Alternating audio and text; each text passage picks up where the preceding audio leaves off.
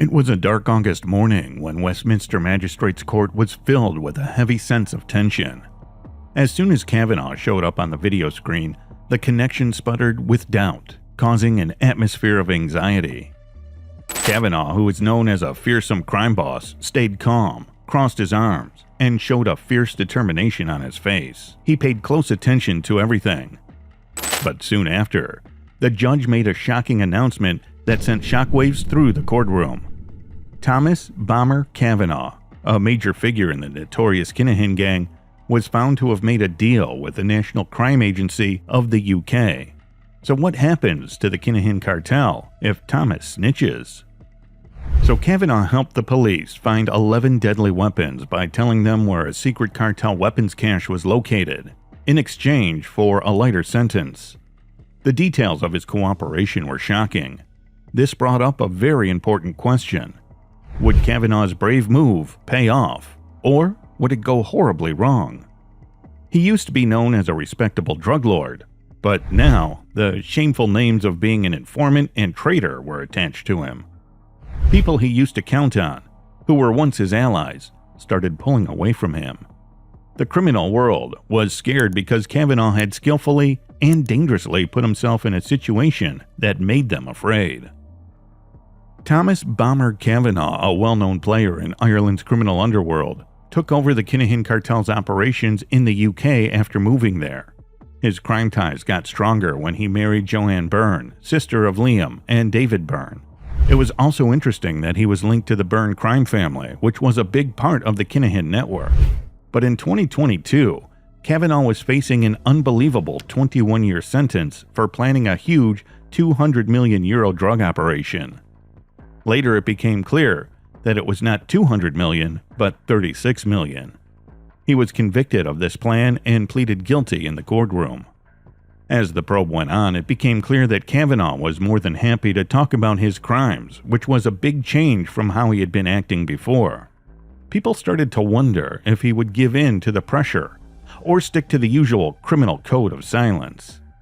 No matter what, the Kinahan Cartel was definitely very nervous.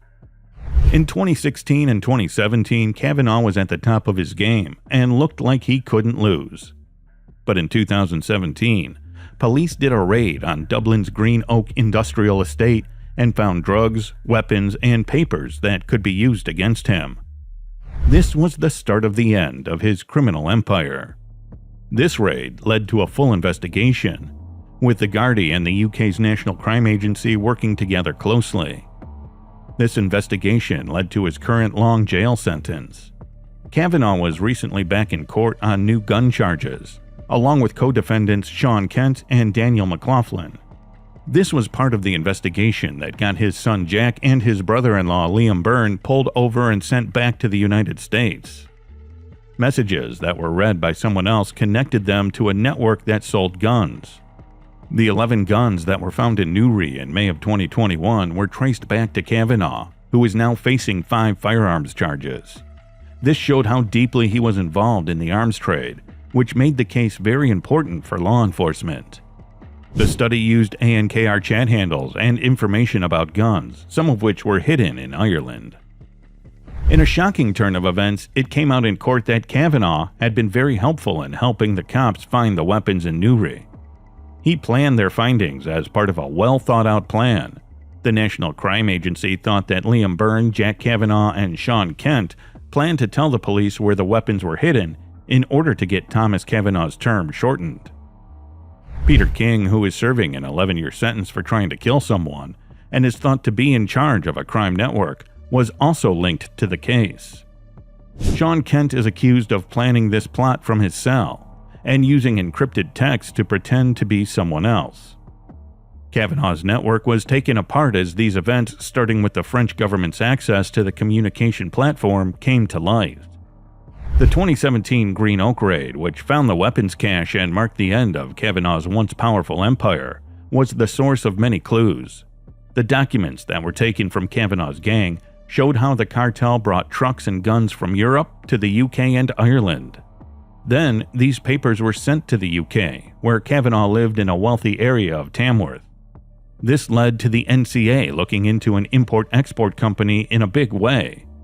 The raids that followed messed up the Kinahan Cartel's money laundering plans, which relied on a web of seemingly normal businesses and money launderers who didn't have any major criminal records. When the police found the secret cache of weapons, they turned their attention to the bombers' criminal group in the UK. They got to the port of Dover with the help of a tracking device on a machine that had illegal drugs on it. With this new information, police were able to look into many more drug packages. Because of this, Thomas Kavanagh, Gary Vickery, and Daniel Canning were put in jail. But a case about the money gained from the crime is still going on, and it's mostly about Kavanagh's assets, like the ones found at his home in Tamworth, Birmingham.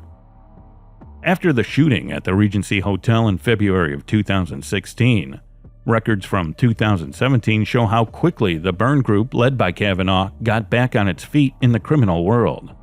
They were planning to bring more drugs and weapons just a few months after David Byrne's death. That Christmas, they were celebrating in New York after successfully smuggling their first load.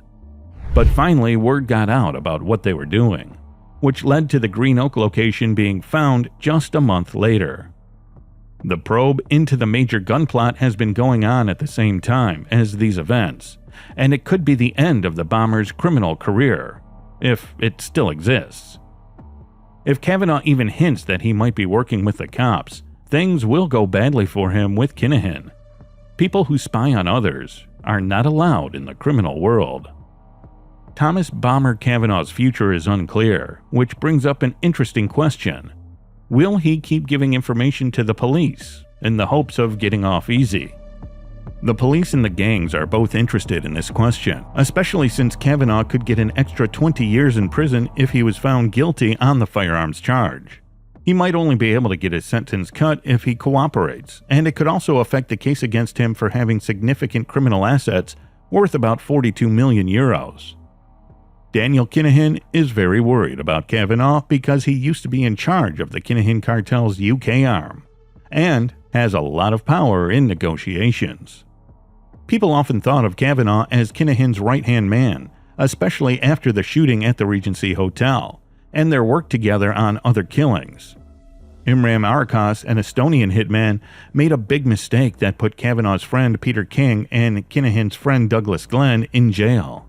The charges that are coming against Kavanagh will make things even worse for him, and this could make Kinahan's court problems even worse. Kavanagh is very helpful to the police because he has a long past with the Kinahan Cartel. Given how paranoid people are in this underworld, it's possible that the cartel is trying to stop him from working with them. Kavanagh knows things that could have a big effect on the crime world. One brother has been killed, another has been taken from Spain, his son-in-law is probably in talks with the police, and even his son Jack is in police custody. In addition, his cousin Fat Freddie Thompson is in prison for life for murder. The Byrne Group doesn't have a good future, and it's not clear how this exciting story will end.